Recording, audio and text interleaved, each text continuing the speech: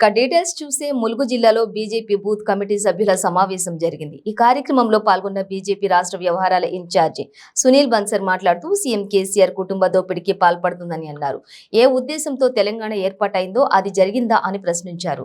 కేవలం కేసీఆర్ కుటుంబం కోసమే తెలంగాణ ఏర్పాటైందని అన్నారు. రానున్న ఎన్నికల్లో బీజేపీ గెలుస్తుందని సునీల్ బన్సర్ ధీమా వ్యక్తం చేశారు. తెలంగాణలో బీజేపీ ప్రభుత్వం ఏర్పడడం ఖాయమన్నారు. ములుగు జిల్లా ఇన్ఛార్జ్ బైరెడ్డి ప్రభాకర్ రెడ్డి గారు సునీల్ బన్సర్ గారికి శాలువాతో సన్మానం చేయవలసిందిగా కోరుతున్నాం.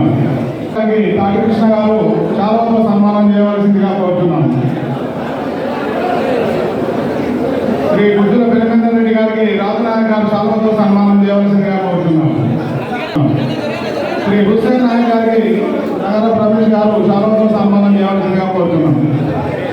తీసుకోవాల్సిందిగా కోరుతున్నాం. అందరూ కూడా ఈ పక్కనలో ముందుకెళ్ళండి. కూడా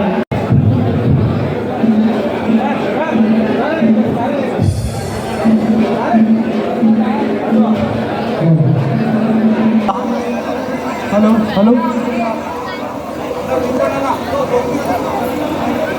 హలో ఉద్యమ కారణందరూ నేడు ఒకటవుతున్నారు. ఉద్యమించడానికి ప్రతి ఒక్కరూ తమ వంతుగా కాషాయ జెండనెత్తి కదులుతున్నారు. కదిలిన కాషాయపు జెండాల కవాతులో